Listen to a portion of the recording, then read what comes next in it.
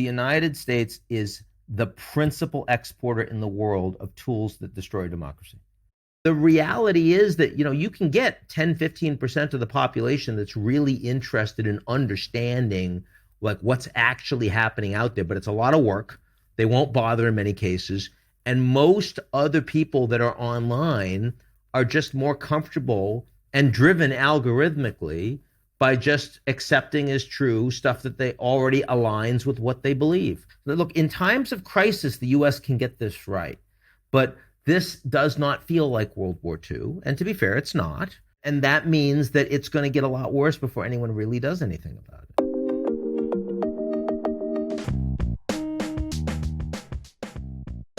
So I read the risk report, the 2023 global, is it fair to say it's a global risk report? Sure, is that how you refer to it? We thought top 10 risks, but you can call it that either way.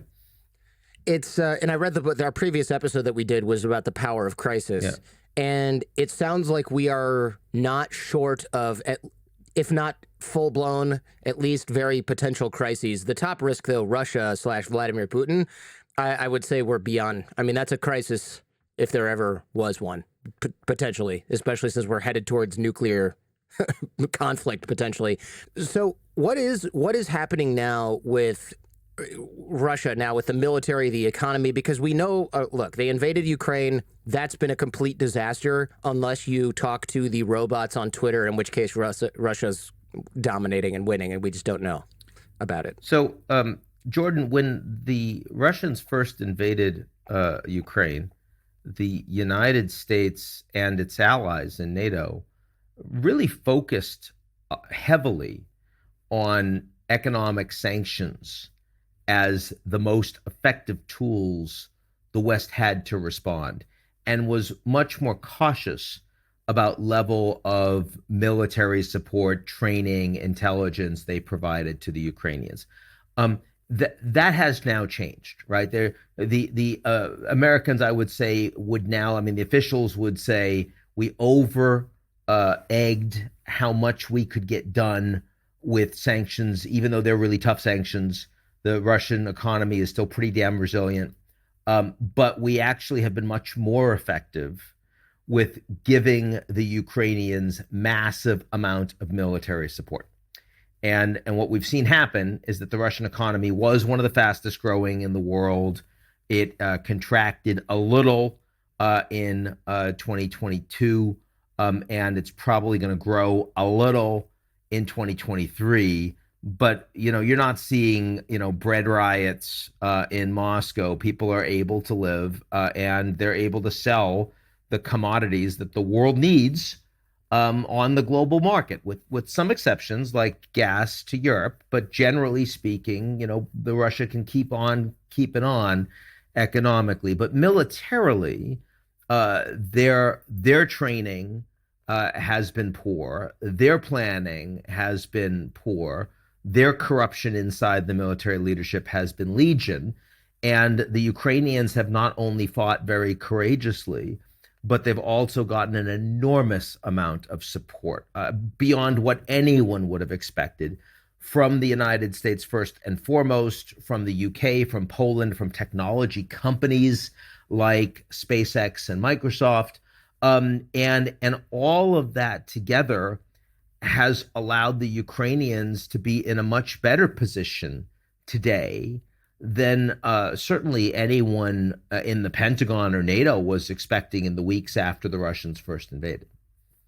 What did Microsoft do? I know Starlink has supplied internet for communications, especially for the secure communications for the Ukrainian military. On the front lines, absolutely, and with their commanders. If it wasn't for that, you wouldn't be able to talk to the people that are fighting. So that's really important. Microsoft was standing up all their cloud. So in other words, providing the cyber defenses. The Russians started invading Ukraine not on February 24th, but the 23rd. That's when the cyber attack started, and they've largely failed.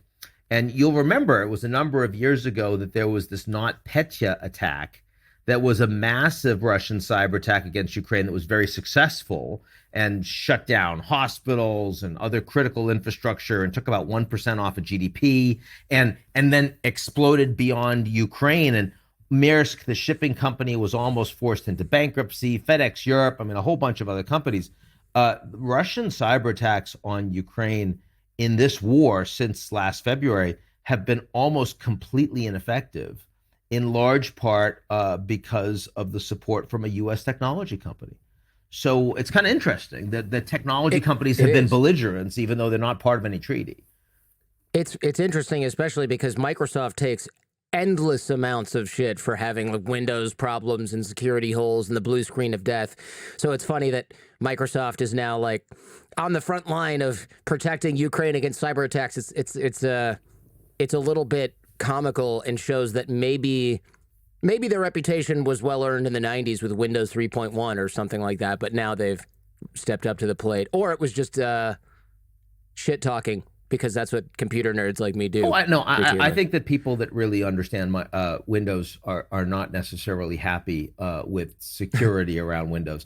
I think that Microsoft has also spent a lot of money around cyber defenses, and they see themselves as increasingly a national champion for the United States and other democracies around the world.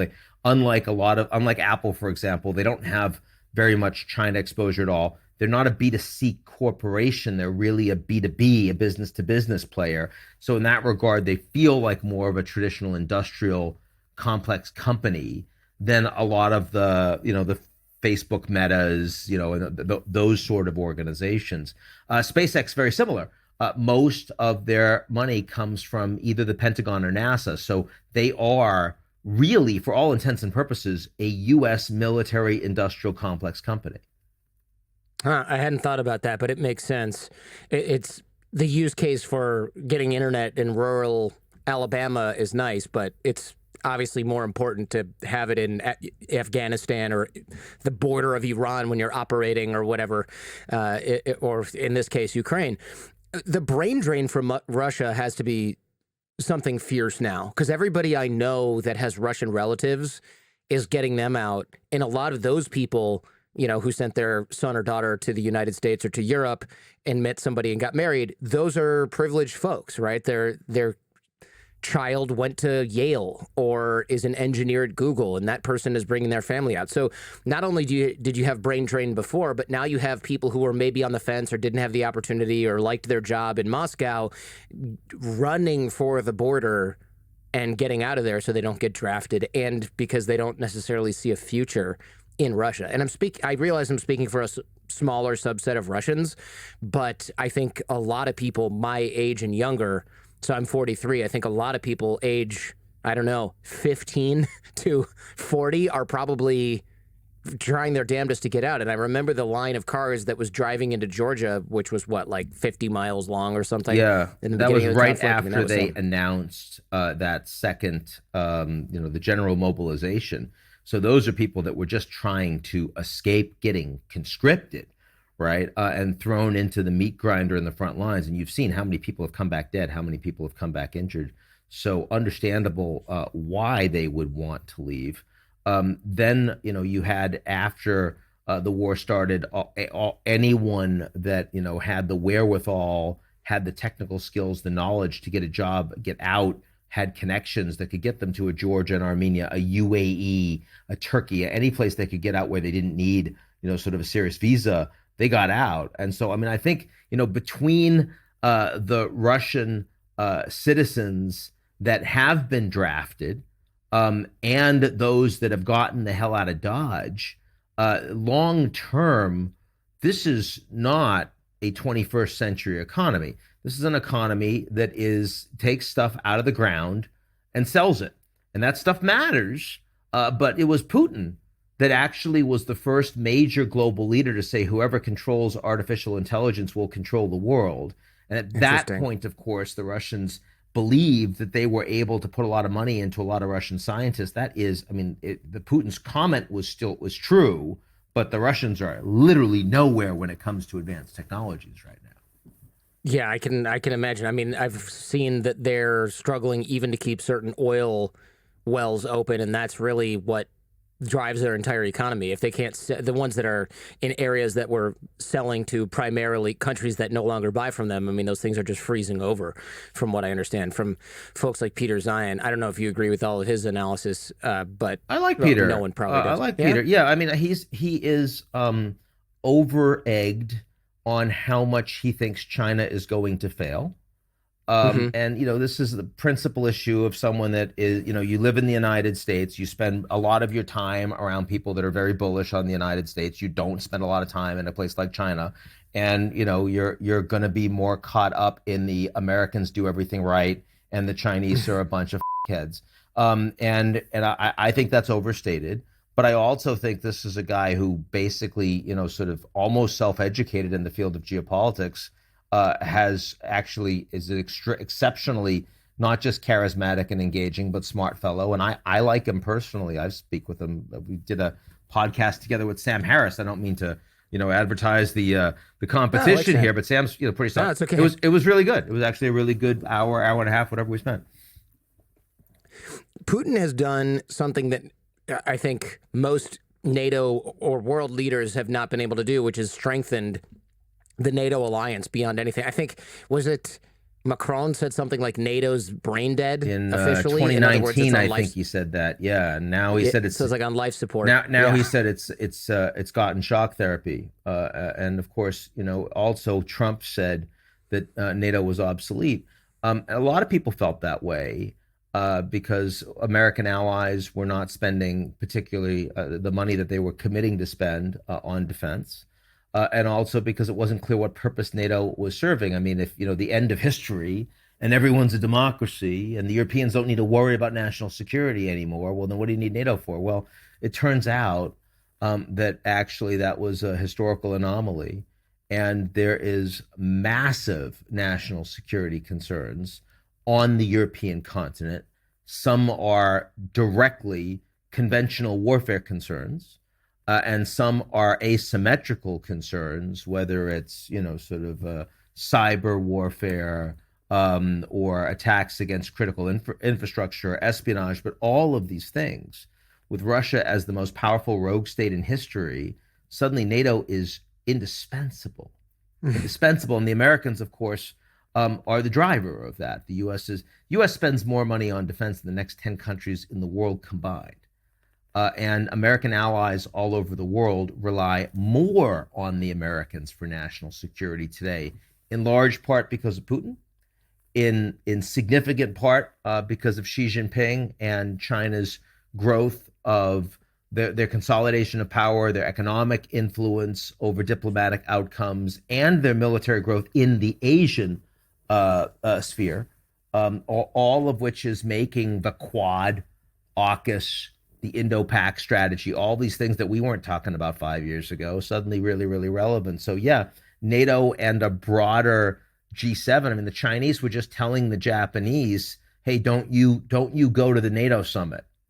I mean, what business of it is China to tell the Japanese that you can or can't be involved in an alliance? I don't see the Americans telling the Chinese that they can't show up at a summit they're putting together, right? So but that's because this is becoming a much more contentious point. Mm-hmm. Yeah, it's really. I never thought Finland and Sweden would join NATO. That was one. Nobody thought that was going to happen, and two, wasn't there? I've read this and I don't know how accurate it is.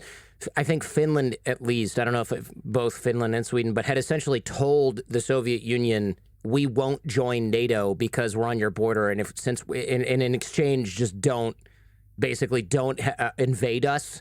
I don't know how that promise was supposed to work out, but it was kind of like they just didn't want to push the forced neutrality of the Finlandization. After the Soviets withdrew at a very bloody fight.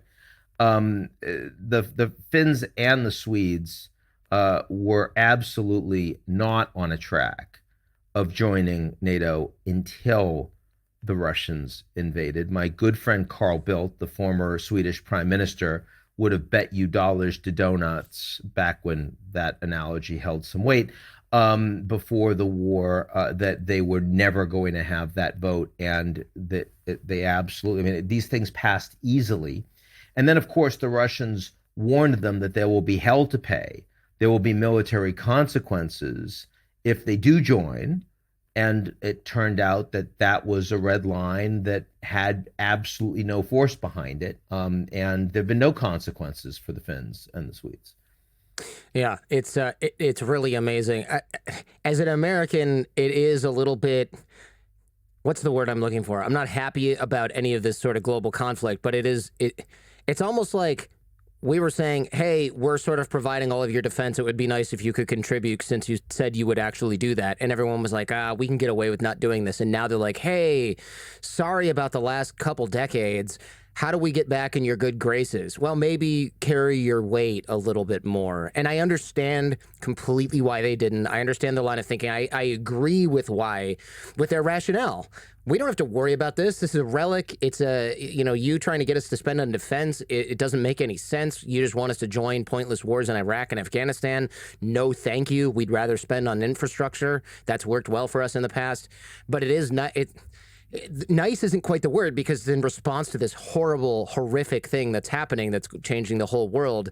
But I don't know. What am I trying to say here, Ian? Well, I know what you're trying to say. Let me try to make you feel a little bit better about it, or worse, depending on your perspective, which is that what the Europeans were doing in ignoring national security concerns for what they thought were obvious decisions for their economic benefit, both in terms of not spending on defense, as well as, sort of buying all that cheap gas from Russia, is exactly what the Americans have been doing for 20 years in hollowing out U.S. semiconductor production and saying, well, let's just let the Taiwanese do all of that 100 miles off of mainland China because it's cheaper, because we don't need to worry about the national security consequences anymore. And these were corporations making these decisions. This was the U.S. government deciding, no biggie.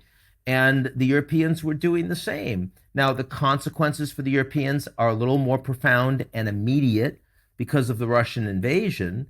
But I mean, semiconductors, power everything in the 21st century economy. And you really don't want to be in a position where you can't make them anymore. So, I mean, I guess I would say feel a little better in the fact that we all kind of make mistakes like this. Yeah. And when you get hit in the face, then you need, as Mike Tyson says, then you need to create a strategy. Then you respond. And we've been hit in the face a couple times on the fact that national security needs to be a top priority. Unfortunately, we wish it weren't true. I mean, you look at the debt limit. And everybody agrees that U.S. defense spending, highest in the world, is untouchable. Wouldn't we rather spend money on other things?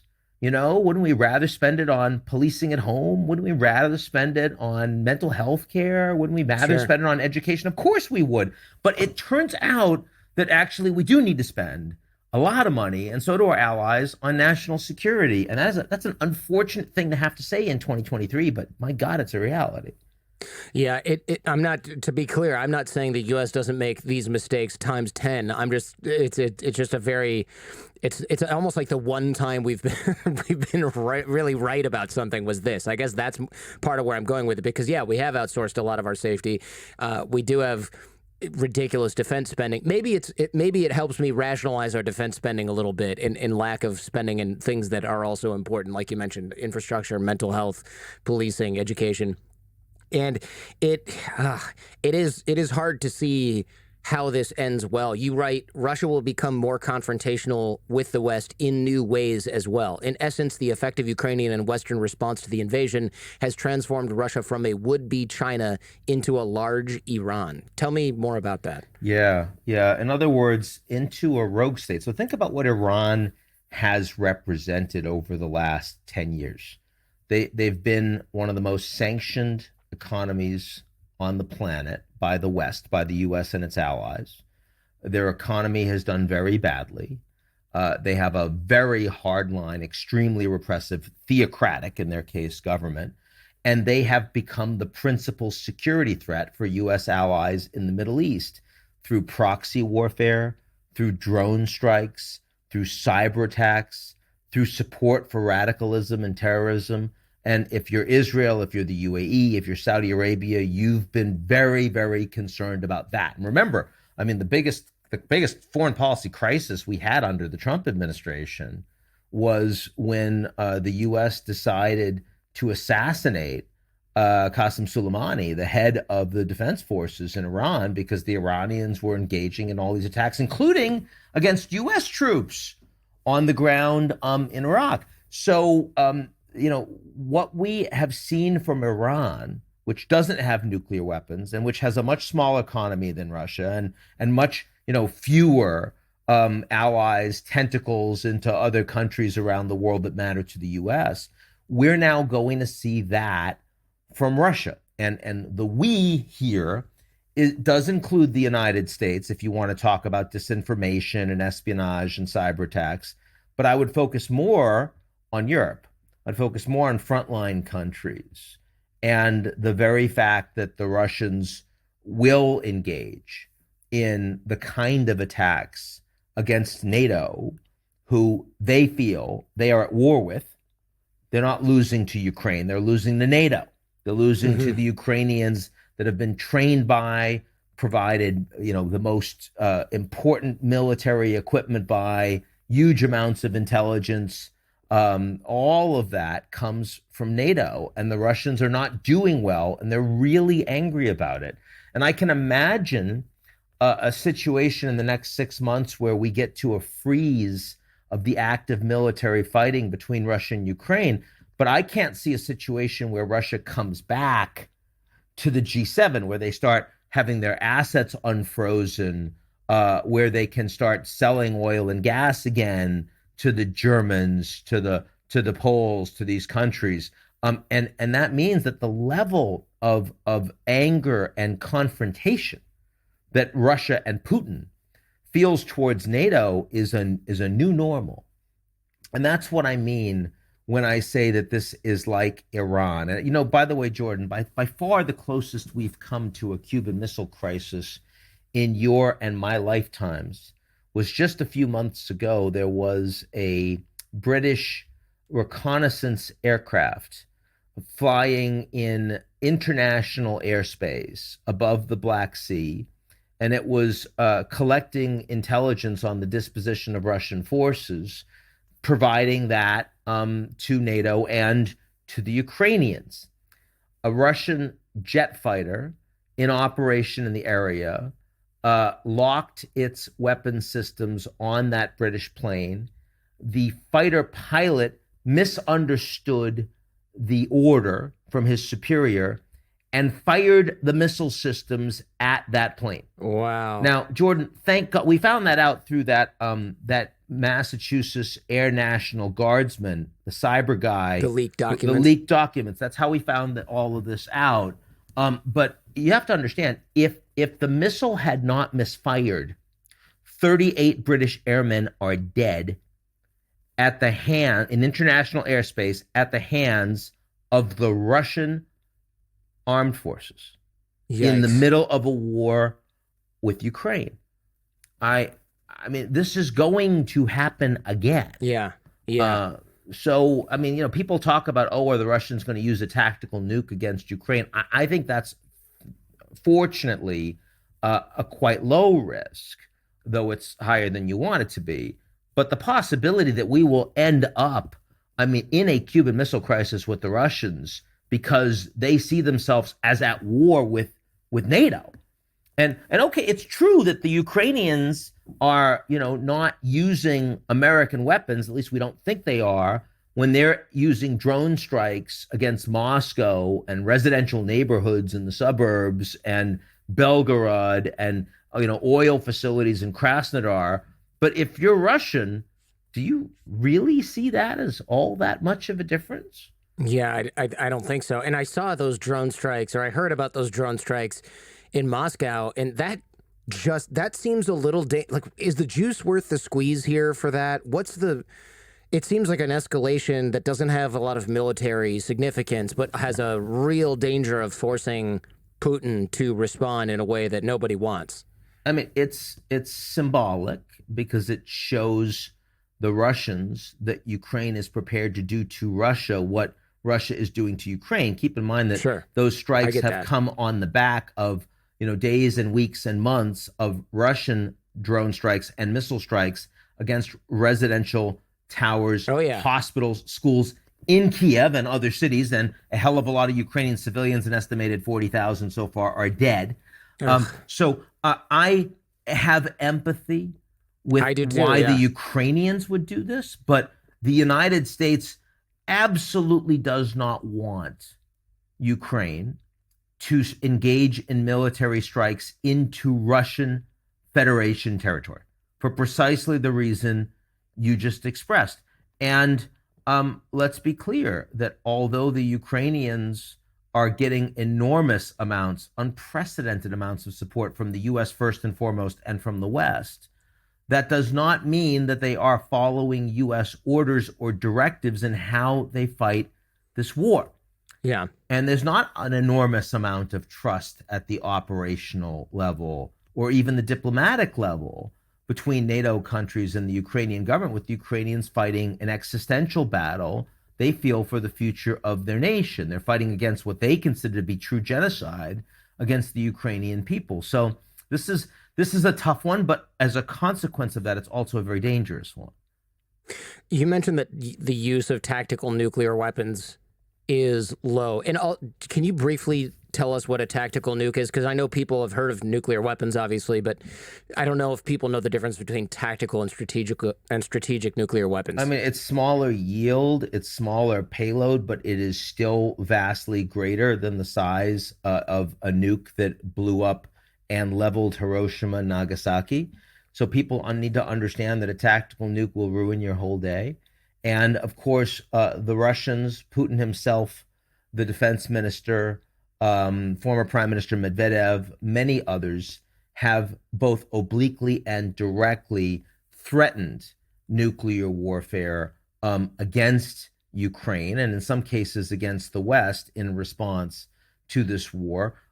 There are Russian nukes that are being transferred under Russian authority to Belarus, a nominally separate sovereign state, tactical nuclear weapons across the Ukrainian border. A very clear message. Why would you be doing that unless you wanted a more credible threat that, hey, I'm going to use these against you if you keep behaving the way I don't want you to. Right, if you keep winning. Yeah. Yeah, I mean, now I would say no one, not just the Americans, Biden has directly, and his cabinet have directly put the Russians on notice that if a tactical nuke is used in Ukraine, that the Americans will directly get involved in the war.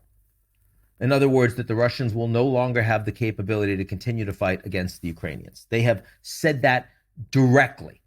And fortunately, it's not just come from the US, it's also come from China. The Chinese government has told Putin, and we know this because of Xi Jinping's conversations with the Germans, with the French, with the Americans and others, have told Putin in no uncertain terms, it is unacceptable for you to use weapons of mass destruction. It's unacceptable for you to use nuclear weapons. And so I do think that short of collapse of Russia's defenses or short of direct military strikes into tanks rolling into Crimea, rolling into the Russian Federation at scale, a true threat to the Russian homeland that they feel like they could not defend against otherwise, it is hard for me to imagine an order to use a tactical nuke. But that is, that's the fact that we're even having a serious conversation about this shows you just how much we have regressed since the wall came down in '89. It's a little, well, I should understatement of the year. Yeah. It's a little scary. Yeah, it's a lot scary. You mentioned Crimea. Do you think that that's a real red line? I mean, I know they say it's a red line, but do you think Ukraine can't push Russia out of there without dire consequences, or attempt to push Russia out without dire consequences? So first, I don't worry much about it because Zelensky has told NATO leaders privately and repeatedly that he understands that Crimea cannot be taken militarily, that it needs to be a matter of negotiations. He is not saying, I accept that this is going to remain Russian annexed territory, But he's saying, I get that this is a negotiated issue. And for many reasons. First, because of the military presence that Russia has on the ground there. Secondly, the fact that the majority of the territory is overwhelmingly Russian, not just Russian speaking, ethnically Russian. Third, the fact that even under independent Ukraine, Crimea was an autonomously governed republic, and with their own parliament that had a Russian type tricolor that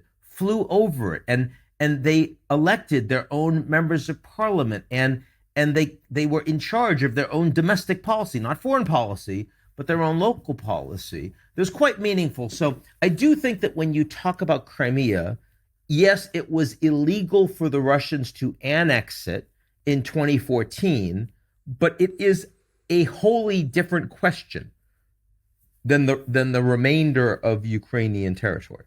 Yeah, when I went on vacation there like 20 years ago, and it was totally different than the rest of Ukraine where I was living at the time. I was just like a completely different vibe. The people all identified as Russian. I mean, it wasn't like, and I was in Odessa, which is also largely Russian folks living there, Russian speaking / and they were Jewish, really like Jewish population, yeah, as well. I was living with a Jewish family there, yeah. And so Crimea was, it did seem almost like a different. It was like the Balkans, where you go from Serbia to Montenegro, and you can feel it's different, but it's not so different. If you're not paying attention, you might not notice, but if you're paying attention, stuff starts to stand out. And so Crimea, I would even say that Crimea, and I've been there too. I think I did a bunch of survey research there when I was a grad student for all purposes, and this was, a lot of them didn't only think of themselves as Russian, they thought of themselves as Soviet. Yeah, right. I mean, this was a group of people that really had nostalgia, were angry that the Soviet Union collapsed. That was absolutely not true anywhere else in Ukraine. That was not true in Donetsk. That was not true in Luhansk, in Dnipro. That was not true in other places where there were majority Russian-speaking populations on the ground. They did not feel that way. Interesting. Yeah, I remember taking a photo there. I don't know if this statue's still there, but there's a Lenin statue, and he's got his hand up like this, and then like if you look at the right angle, there's a McDonald's. Yeah. There's a McDonald's in front of it, which is hilarious in its own way. Like Lenin, I now give thee McDonald's. Yeah. I don't know if that Mickey D's is still there.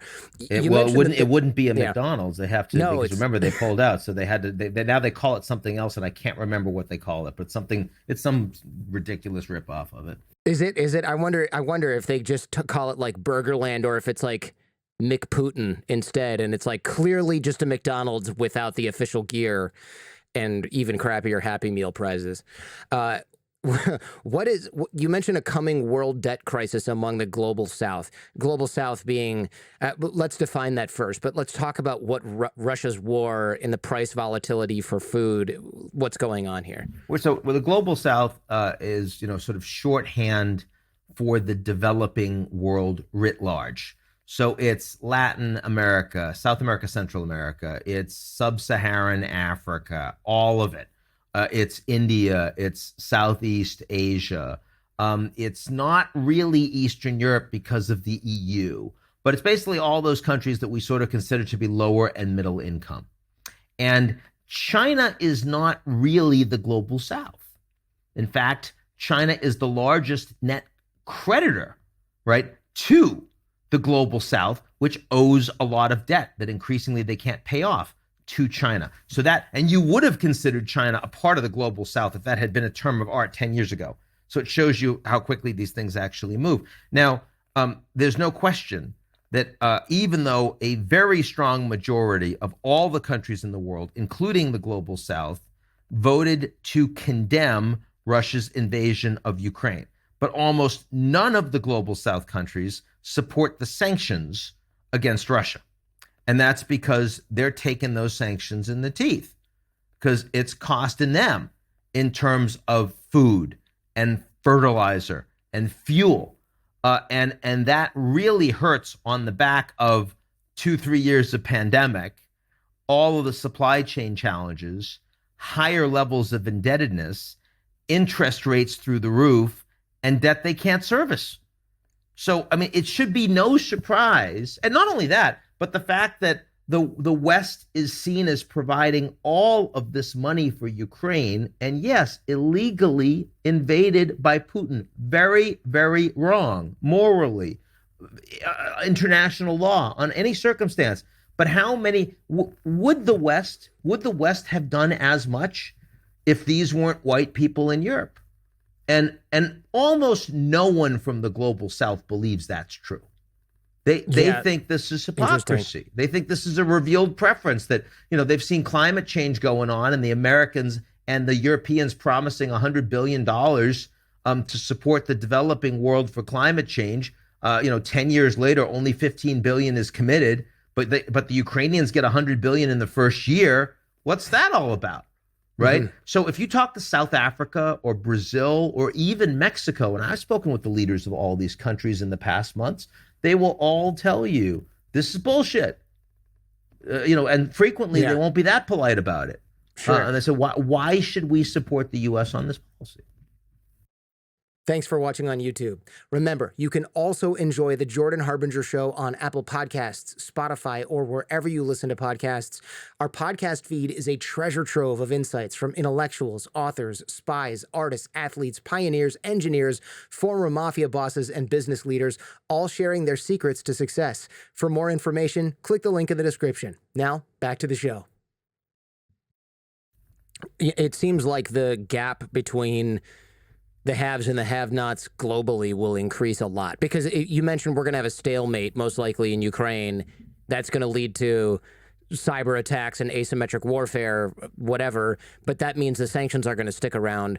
Those sanctions that are hitting these poor countries, I mean, this could be like 10 years of sanctions. That these countries are going to have less fertilizer, less food, less fuel, or higher fuel prices. That seems like it could grow into a huge issue, not just for those countries, but for you're talking about, you think immigration is bad now, illegal immigration, I should say, is bad now. Wait till they can't feed their families and it's dangerous, or they can't get food and it's also completely dangerous and too hot and they can't grow there. I mean, it's going to just get a lot worse, I would imagine. Generally speaking, I think it will get worse for the developing world. I do think that gap is growing.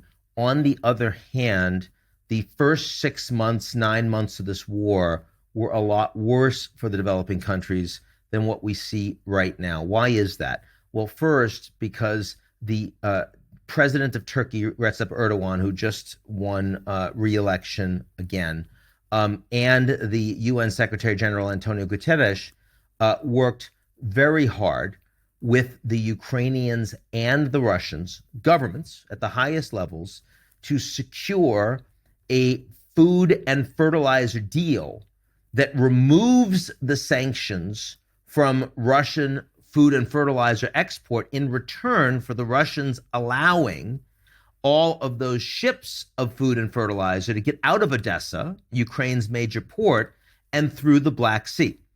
And that has meant that those prices, which were sky high when the Russians first invaded, are now coming down significantly.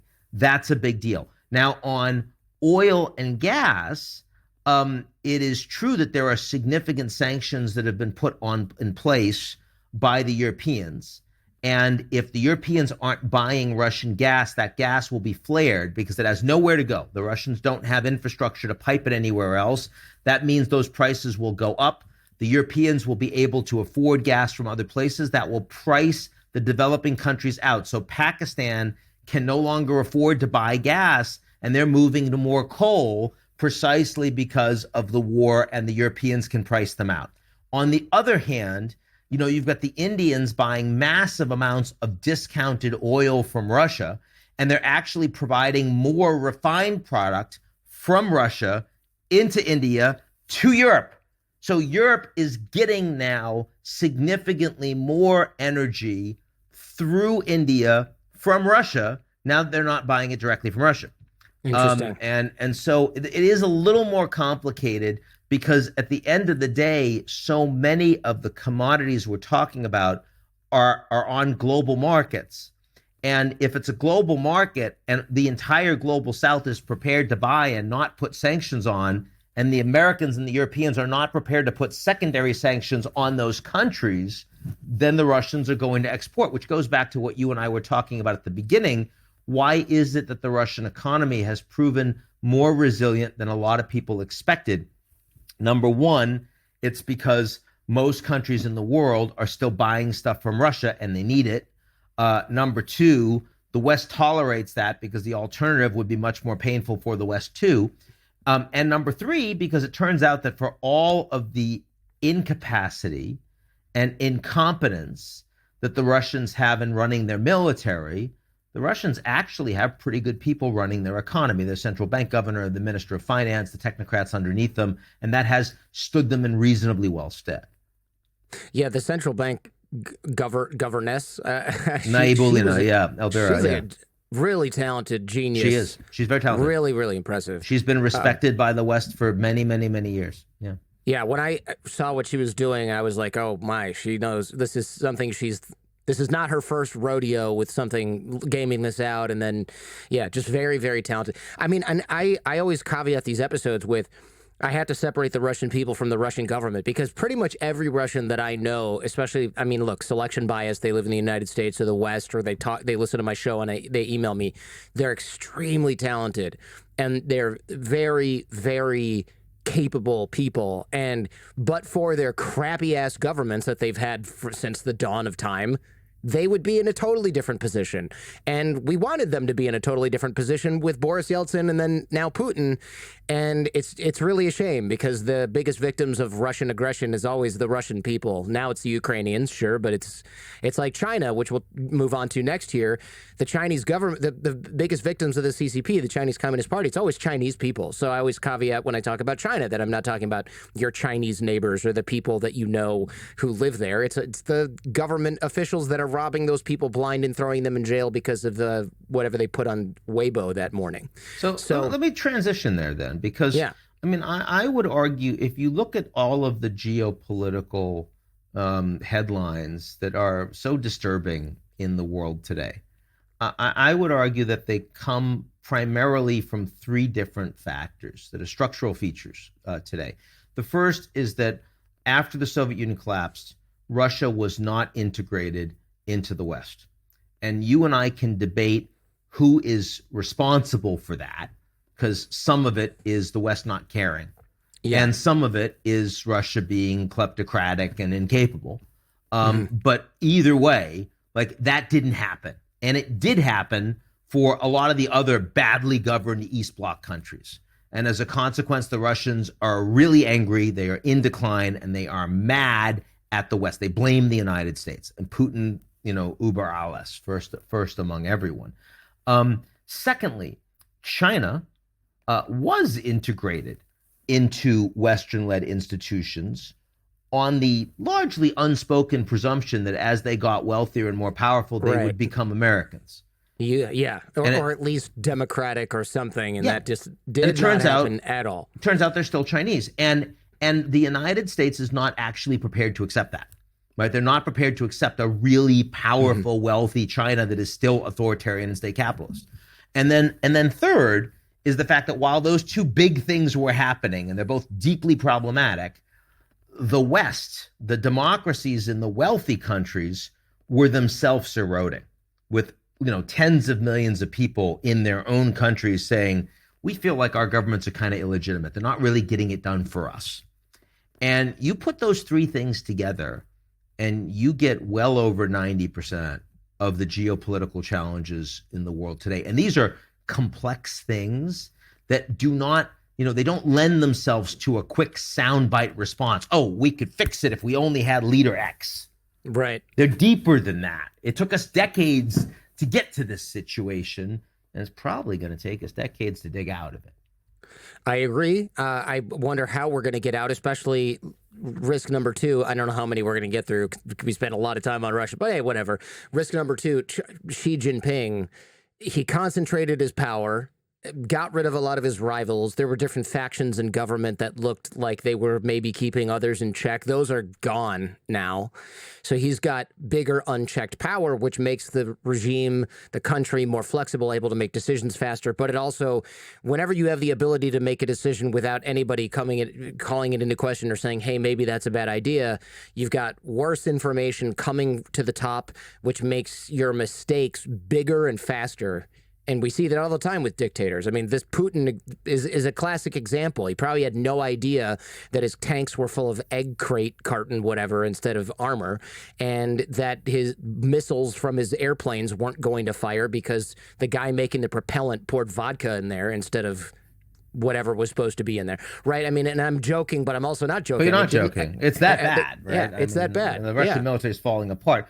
China, of course, has for the last 40 years confounded many in the West precisely because they have been able to develop world-class technologies and companies and even beat the United States in many core areas, not just from stealing stuff. There's been plenty of that, but also from educating people, also from working really hard, also from learning from companies that are world-class and applying those lessons to Chinese corporations. So it's an authoritarian state, but it also has a fairly robust private sector. And the question is, under Xi Jinping, consolidating all that power and not with technocrats giving him counter information, will that persist? Or will we start to see some of the big mistakes that the Russians have been making? Because, of course, when we saw them move from zero COVID to maximum COVID almost overnight, they did not execute well on that plan. Local officials did not know that was coming. The hospitals weren't ready. And that showed poor execution that historically, the last 10, 20 years, the Chinese Communist Party would have done a better job at. Sure. And how much of that is directly on Xi's shoulders, and who the hell in the Chinese Communist Party is going to have the stones to tell him that? Right? Yeah, it's tough. I do worry that a COVID variant or another type of disease could easily come out of China and surprise the world, because they're not going to test for it. They're not going to report it if they find it. They're not going to. I mean, they did this with COVID, and now they know that the fallout from being blamed for it after the fact was high enough, and that their economy took a big enough ding. It seems like now almost their best strategy, if they don't care about being good team players globally, which they don't, is going to be ignore it and blame someone else. I mean, certainly we saw a complete unwillingness to work with the World Health Organization. They treated them as patsies that they had influence over because they were writing checks. They refused to allow a free and open investigation by the WHO. They didn't tell their own people, never mind the international community, that there was human-to-human transfer happening for months. And that gave us, it meant that we had one hand and one leg tied behind our back to fight this thing when it first came out. And that's not the way you want to fight a global pandemic. Of course, you also don't want the United States under President Trump at the time to withdraw from the World Health Organization. Right. That's not exactly the way you want to fight a pandemic. Look, we just didn't coordinate. We've got 8 billion people on this planet. It's a singular disease that does not respect international borders, boundaries, and sovereignties, and we acted as if it did. And we ended up losing a lot more money, a lot more people as a consequence of that. I heard, I think you wrote this, she knocked off something like $1 trillion in market by, is market the right word? Knocked off $1 trillion from the Chinese market or the global market by messing with large Chinese companies, separating them, scaring international investors away through mercurial policy decisions. That's a huge, huge amount of money. It's hard to overstate that. Yeah, there's definitely now a charm offensive going on post zero COVID, where the Chinese, they're not meeting with the U.S. Secretary of Defense, but they are meeting with the Secretary of Commerce. That's a very clear message. They're going and they're meeting a lot of CEOs. Jamie Dimon from JP Morgan just went through. Elon Musk from Tesla just went through, talking to the Europeans, and very large numbers saying we are open for business. And that is a message that most of the business community still wants to hear. Why? Because the Chinese economy is expected to be the largest in the world by 2030. And a lot of people still want to have a lot of exposure to that market. But people are more cautious than they were. Businesses are more cautious. They're more cautious in part because the United States is politicizing the relationship, Democrats and Republicans, export controls on semiconductors, saying we need to nearshore and friendshore on critical minerals, for example, and the Inflation Reduction Act, all of these things, but also because Xi Jinping and China are making it harder for people, for companies to understand what kind of risks they're taking by investing on the ground in China, and whether those rules and regulations will suddenly change. And, suddenly a group of raids into a consulting firm or Bain Capital or others taken by the Chinese government, that'll chill your day as a Western corporation. And so definitely, that charm offensive notwithstanding, I know a lot of Western CEOs that are saying, I think I want to be more cautious about how much more money I want to put into China. I'm not going to take everything out, but I'm not sure that this is a big safe bet that I want to be making going forward. Yeah, I think that's an interesting development, and possibly a good one, because it does put the CCP on note, or Xi Jinping at least on notice, that you're not the only game in town. India is a good place to manufacture things. Vietnam's a good place to manufacture things. Maybe we spread it out a little bit, which gives them less leverage, which typically makes dictators at least think a little bit about what they're doing, rather than just strong-arming everybody. I guess time will tell. Behave better. I mean, look, India is going to grow at 7+% this year, by far the fastest growing major economy in the world. After decades of U.S. tech companies paying no attention to India, you've got Apple on the ground, Amazon on the ground, Cisco on the ground. You've got all these big Microsoft, these big tech companies that are betting substantially on India. And that is money that would have gone into China 5 years ago or 10 years ago in the case of most of those corporations. So I think definitely that makes the Chinese want to be more competitive. It also makes them want to be more effective for those companies. But at the same time, there is a level of, the term of art now is de-risking, where you're taking out some of the critical U.S. and other investments into China that makes the Chinese say, well, we need to invest in all of this just for ourselves. Right. And if you don't do business with each other and you don't have that level of interdependence and you don't care about each other as much, you might be more willing to put sanctions on, right? It was so easy for the U.S. to put sanctions on Russia because the U.S. wasn't doing business with Russia.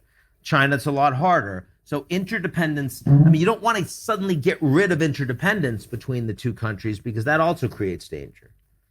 Right. Yeah, that does make sense. Right now, you see stability, well, at least, I mean, we'll talk about Taiwan, I guess, in a bit, but you see stability here because, as much as the rhetoric says, we're going to militarily retake Taiwan, and they're launching missiles into the sea and killing a bunch of fish, at the end of the day, it's like, how bad do I want this? Do I want the entire economy of China to go into the toilet? Maybe not yet. Maybe I'll just bluster more on national TV instead of actually invading. And that might be why we don't see a war or conflict over Taiwan yet, because he doesn't want the economy to immediately implode. But as the de-risking happens on both sides, that becomes a little bit less of a danger.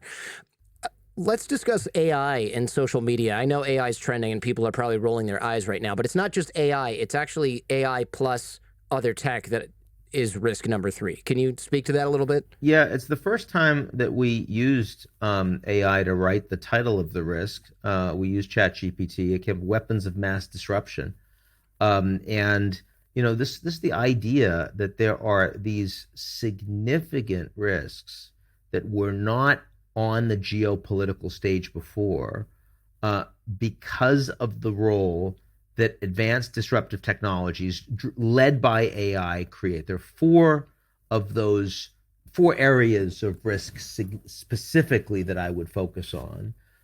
The first is disinformation, where increasingly human beings cannot distinguish between a bot and another person. That's already largely true with text and conversations. It will soon be true for videos and audio recordings.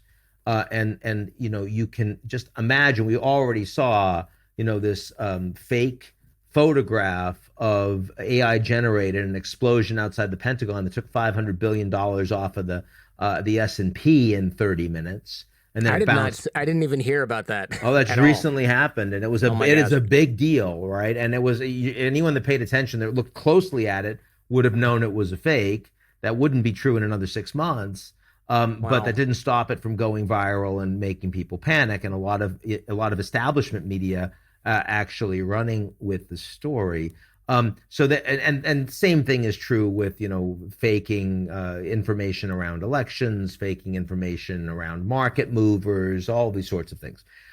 Secondly, is proliferation, the fact that increasingly these tools are in the hands of just about anybody. It's not just a couple big governments. It's not just a few large technology companies. It's anyone that has access to a laptop with a little bit of coding savvy.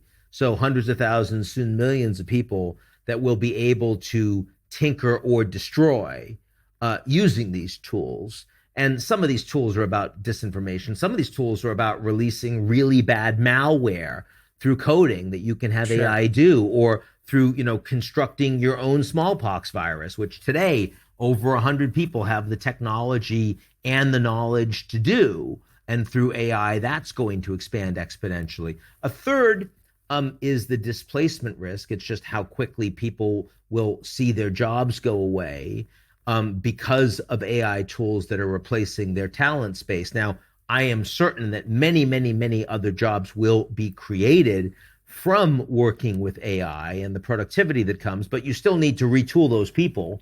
And if you don't, they become very angry. We saw that happening with free trade, and we saw that happening with robotics and automation. This is much bigger, much faster. And then finally, and the one that people don't talk about, and the one that I really am very concerned about, is replacement of human to human interaction with human to bot interaction, taking social animals and making them into antisocial animals, which I see happening very quickly. It's deeply addictive. It's something that is very aligned with the business models of these social media companies. And the governments have shown no inclination so far to try to constrain or contain. And I think that's how you lose your democracy. And I don't yet see anyone really trying to do anything about it. Yeah, that does lead to risk number 8, and we'll get back to Iran if we have time. The divided United States, because I remember having mild political disagreements when I was younger. I mean, younger people maybe didn't talk about this stuff as much. And now I can't tell if it's just online, but I know people that some of my real life friends just have crazy extreme views on the left and the right. And it's exacerbated by online conversation, which now seems completely pointless. I mean, you can talk to somebody who I'm not even sure when I'm talking to a bot online, to your earlier point. Some of the stuff where you'll be talking and on Twitter, and then somebody comes on and they're like, USA Patriot Eagle Claw number 74, whatever. And they're literally, and by the way, just parroting. and they're a verified account on Twitter. Right, now they've got a blue check mark, which makes no sense. Well, no, it makes a lot of sense, depending on what you're trying to do. Sure. I mean, if you're trying to defeat and destroy mainstream media with something that is more that you are in control of and own, it makes a lot of sense. That part, that's an interesting point. I'll come back to that.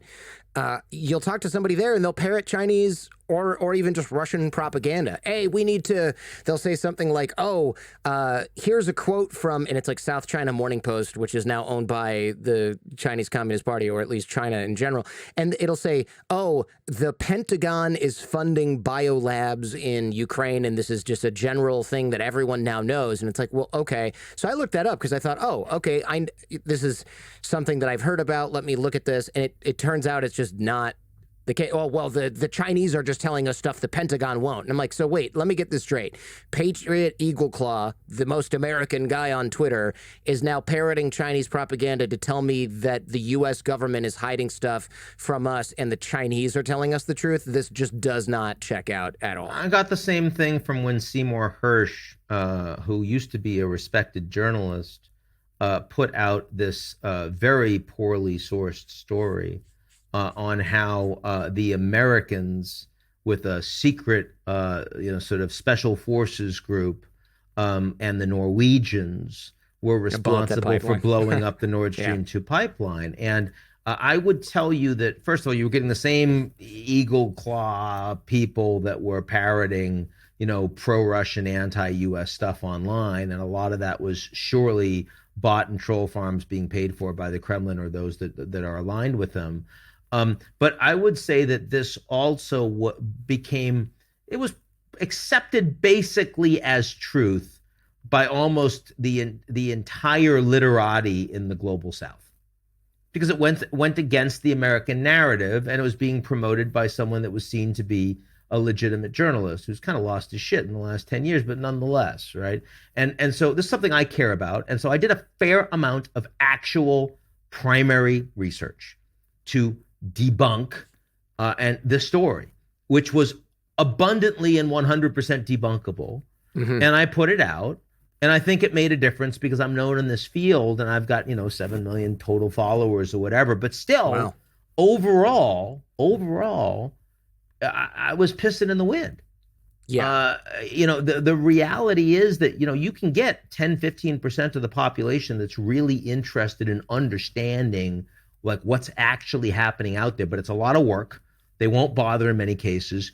And most other people that are online are just more comfortable and driven algorithmically by just accepting as true stuff that they already aligns with what they believe and the people that they like. And that is something that social media amplifies in a particularly inhuman way, productizing citizens for their own profit and at the expense of our democracy. And I'm deeply concerned. In other words, Jordan, I think that everything you just said is completely true.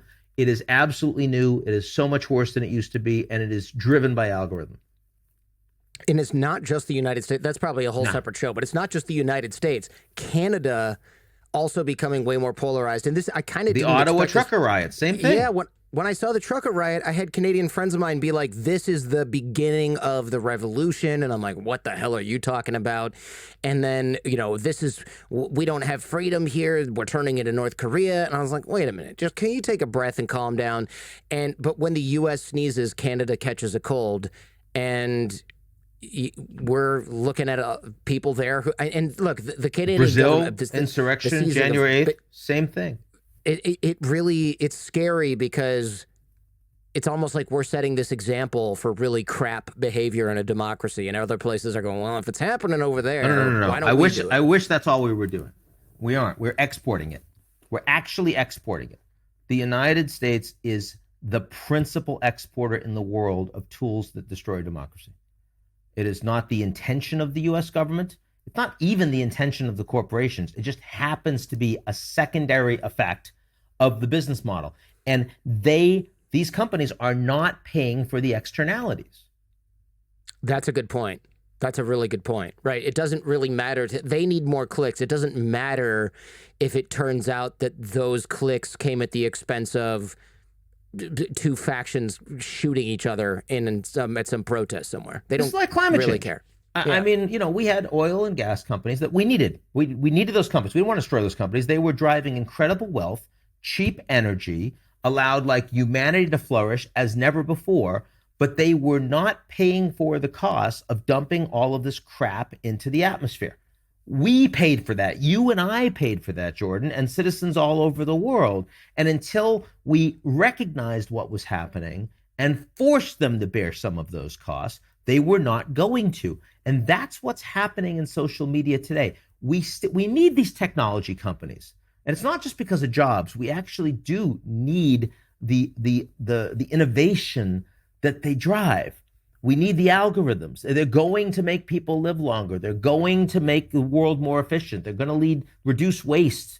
They're going to lead to faster energy transition. They're going to improve food production, but they are destroying the social fabric of our communities, of our governments, and they are not paying for that.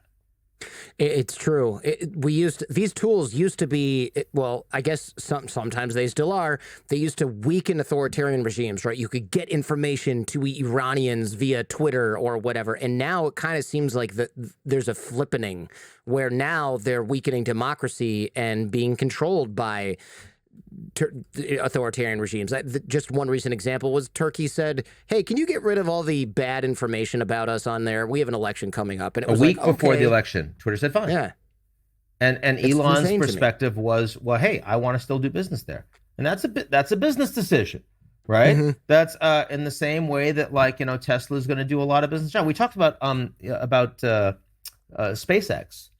And if Taiwan had cyber attacks against them, Starlink will not be made available to soldiers on the front lines in Taiwan, to the sailors and the rest, because Tesla would be shut down by the Chinese government, which means that the United States government now has to consider, well, would we need to take that technology by force majeure? Do we have to develop competing technology because we can't afford? I mean, these are real questions that need to be asked when the companies cannot make these decisions.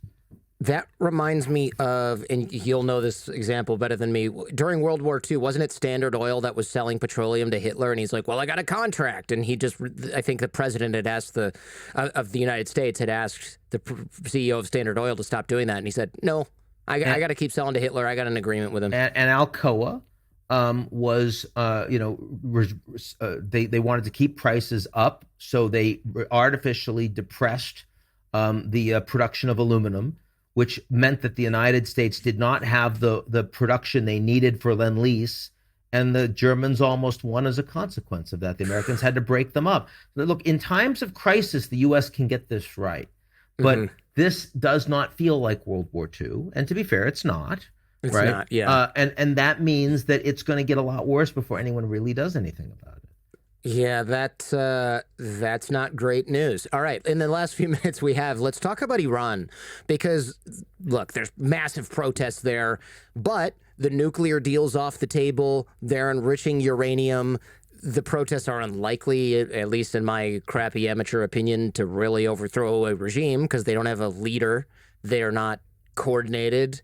The government there is really oppressive and really strong and really dug in. What do you think? I agree with that. Though you didn't mention that the Chinese recently brokered, and I use that term advisedly because I think the deal would have happened anyway, an agreement to normalize diplomatic relations and a bunch of other things between Iran and Saudi Arabia. I saw that. That's incredible. It's a big deal. And by the way, the Chinese do not want the Iranians to develop nuclear weapons. The Saudis don't either. It looks like we're moving closer to a lasting ceasefire in Yemen, where the Iranians and Saudi Arabia might be able to finally put that horrible humanitarian crisis and devastating conflict to bed. And, if the Saudis normalize with Israel, and we're getting close there too, you might have a situation where the comparative, like the fact that the Americans don't want to be the policeman in the Middle East and the countries in the Middle East are like, we got to get our shit together. Yeah. And they're actually like becoming a little more pragmatic on both sides. And that's not a horrible thing. So I do think that, as much as the Iranians have been developing more highly enriched uranium and stockpiling it, there are structural reasons why they are unlikely to go past this 2-week whatever breakout zone into actually developing and deploying nuclear weapons.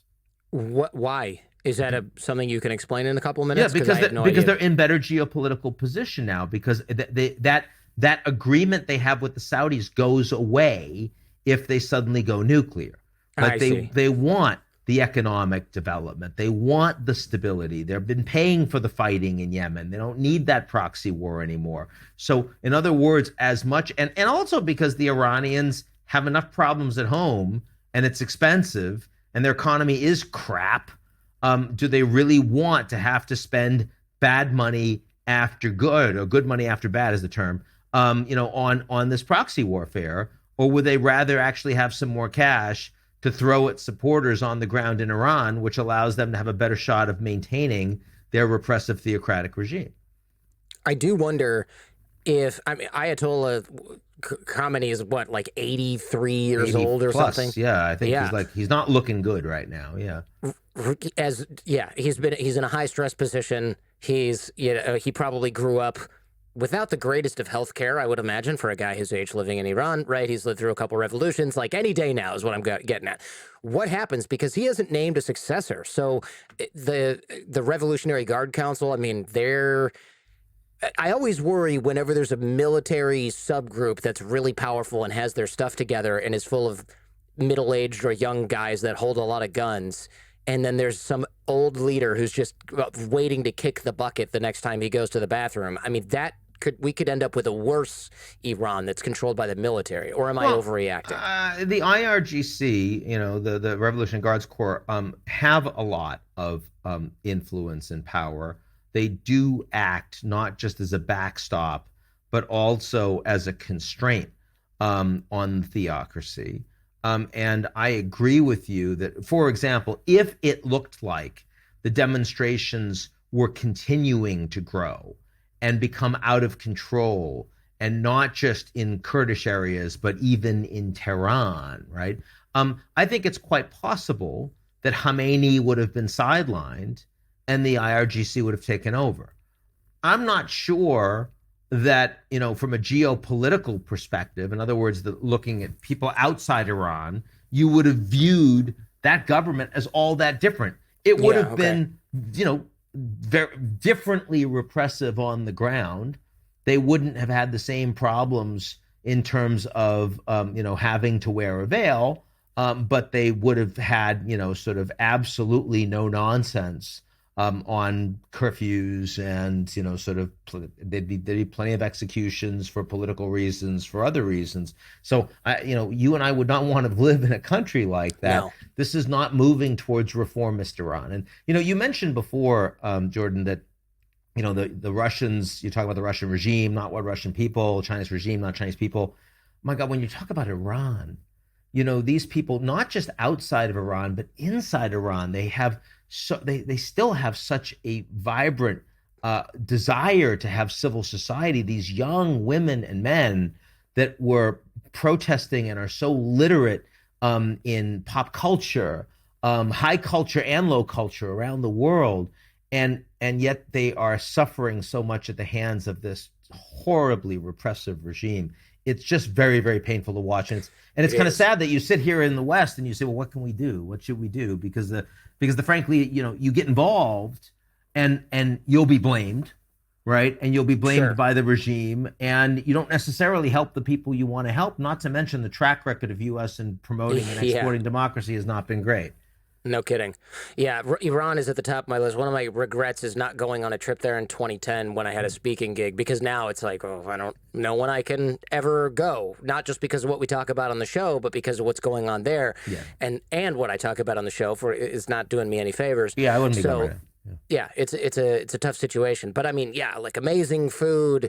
When I go to LA, it's always like we got to hit these Persian places, and it's just an amazing culture. This show actually has a large listenership in Iran, and I would imagine it's not a bunch of old dudes who are theocratic regime capos. I would imagine it's younger people who are interested in global affairs and science, which is a good sign. I didn't expect there to be a large listenership in Iran for an English-speaking podcast, and here we are. So, yeah, and it also means that the funding that the United States had done historically for Voice of America around the world is really important, and it's taken a hit. And the Americans, we have this incredibly robust economy. We have the best technology companies in the world.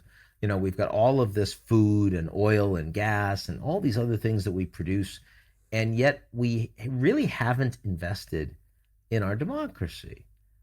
We haven't invested in civil society. We haven't invested in that around the world, and we haven't invested at home. And that's I think the thing that hurt. Like I miss Schoolhouse Rock.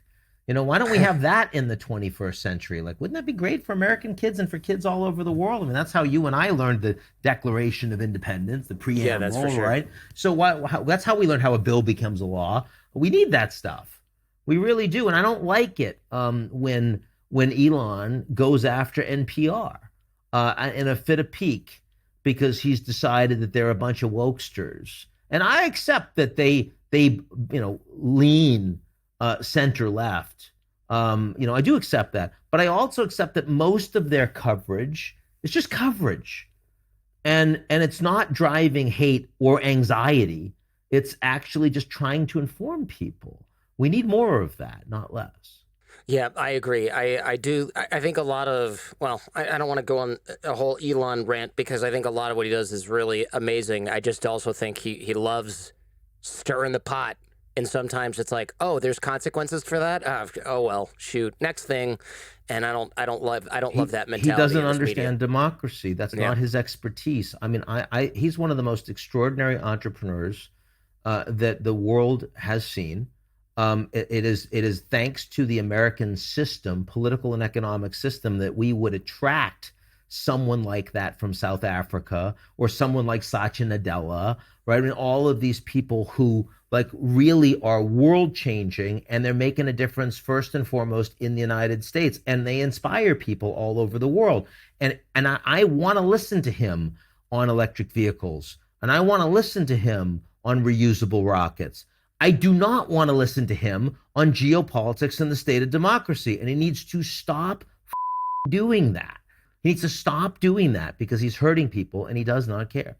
In the last few minutes here, I'd love to hear about water. It's a risk on the list. Not many people are thinking about it. It's probably a whole show for us, but we're talking about Middle East, North Africa, and we just have not planned for this water stuff. And you even see it in the United States with the Colorado River, and people are like, wait a minute, water, that's a thing? And in California, we're like, yes, water. Hey, hello. We're over here drying up and then giving our water to almond farmers because, the billionaires are able to lobby for it. It's way worse in places that don't have a bunch of rivers and aquifers and things like that. I mean, tell me about this, because this seems like something that there's going to be wars over, or at least regional conflicts, and but we're sleeping on this. Yeah, and I mean, we got really lucky in the United States because we've just had absolutely record snowfall in the West, and that has meant that the Colorado River deal could be a lot less painful for the states and the farmers in the U.S. To voluntarily reduce their uptake. Now, having said that, the U.S. also has a long-standing treaty with the Mexicans that we've basically abrogated and reduced what they get because we can, and they're the last man that gets water, and that has really hurt their agriculture as a consequence, and their economy is taking it on the chin, just like so much of the global South. And that is what this amounts to. I mean, what we see playing out in micro between U.S. states and Mexico, we will see play out in other parts of the world, whether it is Nile River Delta, or whether it is, the Himalayas first flooding because there's no more glaciers and then no more water available. And, tens, hundreds of millions of people are going to suffer and they're going to move.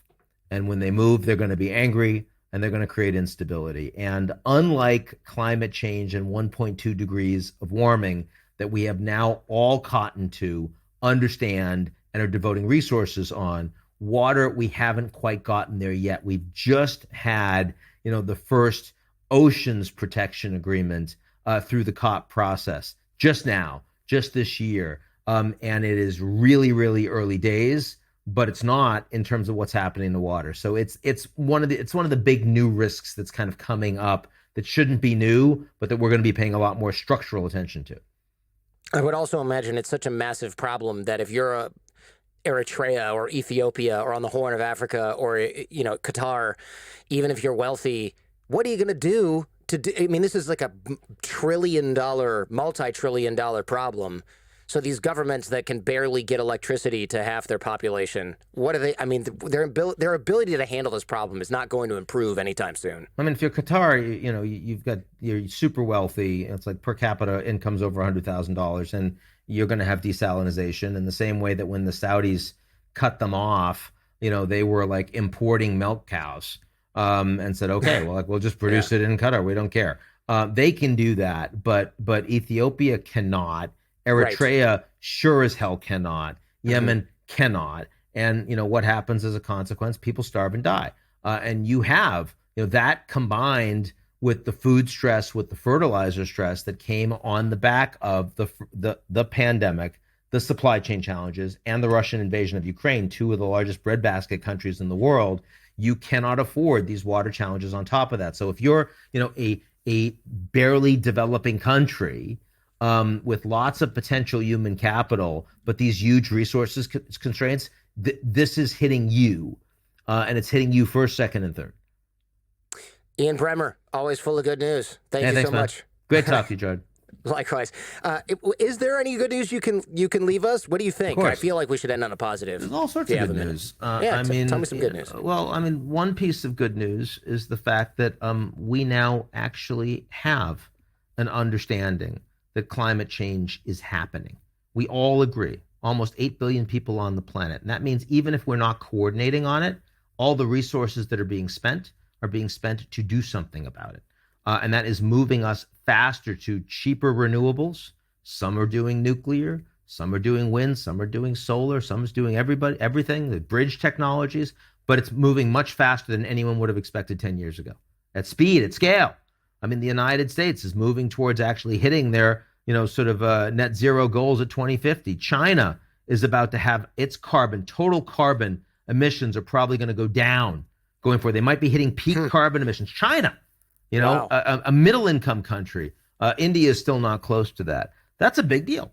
And, the downside is that, well, if it's not climate change in a whole bunch of areas where it doesn't feel like that much of a crisis, we're not getting our act together. Well, the reason we're not getting our act together is because those systems still work. So you've got a debt limit crisis that everyone thinks is going to be a disaster. Turns out that Biden, Democrat, McCarthy, Republican, have a more functional working relationship when push comes to shove than we've seen from a president and a House Speaker from different parties in decades, because, the system is resilient.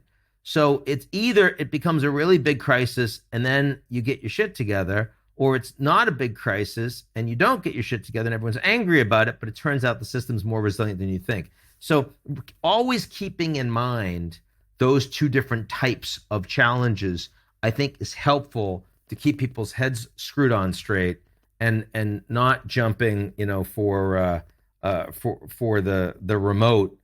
Because, you've got to listen to the person who's going to just make you angry. Yep. And we try not to do that here on the show. I really appreciate the balanced perspective. And once again, thank you so much for doing the show. Thanks so much. Good to see you, man. Thanks for checking out this entire episode of The Jordan Harbinger Show. If you're interested in exploring this topic further, check out the Jordan Harbinger Show podcast feed. There, we dive even deeper on this and many other topics. In the audio podcast, I also close open loops, cover things discussed off camera, off air, and give some parting lessons from our guest. You can find The Jordan Harbinger Show in Apple Podcasts, Spotify, any podcast app, or at jordanharbinger.com. And also, if you found this episode useful, please share it with those you care about. Last but not least, like, comment, and subscribe.